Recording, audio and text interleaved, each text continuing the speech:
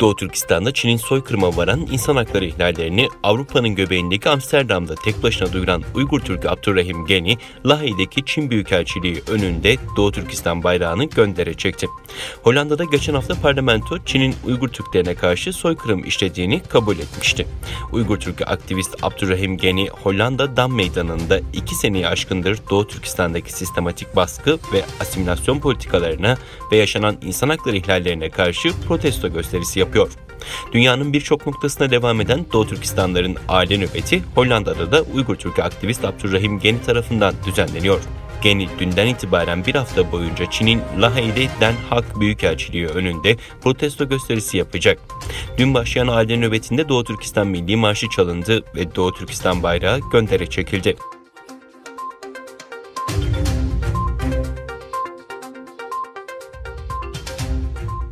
İYİ Parti Grup Başkanı ve Bursa Milletvekili İsmail Tatlıoğlu, Çin'in Sincan Uygur Özerk Bölgesi'ndeki mezalimi konusunda Türkiye Büyük Millet Meclisi'nin ortak bir karar almasını ve sahip olduğu iradeyle bu kararı uluslararası topluma ilan etmesini talep ediyoruz.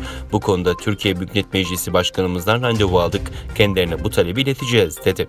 Tatlıoğlu, meclisteki düzenlediği basın toplantısında gündeme ilişkin değerlendirmelerde bulundu. ABD'nin ayrıca bu baskı politikalarından dolayı Çin'e karşı yaptırım öngören kararlar aldığını dile getiren Tatlıoğlu, Finlandiya Başbakanı Sanna Marin, ticaret ve ekonomi Uygur Türklerine yapılan bu zulümleri görmezden gelmek için haklı gerekçe olamaz diye açıklama yaptı.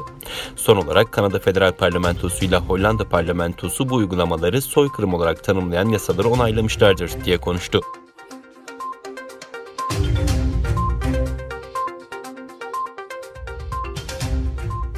Çin'e bağlı bir özerk bölge olan Hong Kong'da Çin'le yerel hükümetin anlaşarak Haziran 2019'da hazırlığına başladığı ve Haziran 2020'de yürürlüğe giren güvenlik yasası sonucu Hong Kong'da Haziran 2019'dan beri şiddetli protestolar devam ediyor. 28 Şubat'ta muhaliflerden 47 kişi hükümeti devirmeye yönelik plan yaptıkları gerekçesiyle gözaltına alınırken İngiltere Dışişleri Bakanı Dominic Raab, Hong Kong'da 47 aktivistin gözaltına alınmasının Ulusal Güvenlik Kanunu'nun güvenliği sağlamaktan ziyade siyasi muhalefeti bastırmak için kullanıldığının kanıtı olduğunu söyledi. ABD'de Çin'i kınadı. Çin ise ABD'yi iç işlerine karışmayı bırakmaya çağırdı.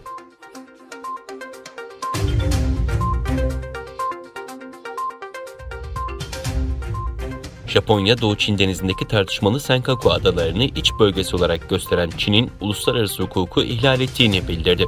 Japonya Savunma Bakanı Kishi Nabao, düzenlediği basın toplantısında Çin Savunma Bakanlığı'nın internet sitesinde tartışmalı adaların Çin'in iç bölgesi olarak gösterilmesine tepki verdi. Senkaku adalarının tarih ve uluslararası hukuk bağlamında Japonya'nın iç bölgesi olduğunu savunan Bakan Kishi, adaların halihazırda ülkesinin kontrolü altında olduğunu belirtti. Çin Dışişleri Bakanlığı Sözcüsü Wang Wenbin, tartışmalı adalara ilişkin durumu karmaşıklaştıracak tehlikeli söz ve eylemlerden kaçınmasını tavsiye etmişti.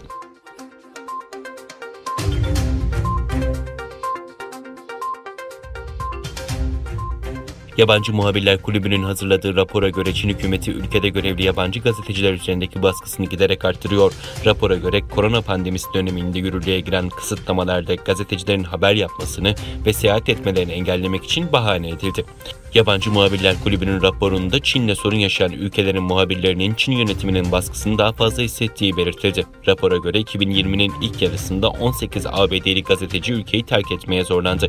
2 Avustralyalı gazeteci ise Çinli güvenlik kurumlarıyla yaşadıkları sorunlar sonrasında ülkeyi terk etti.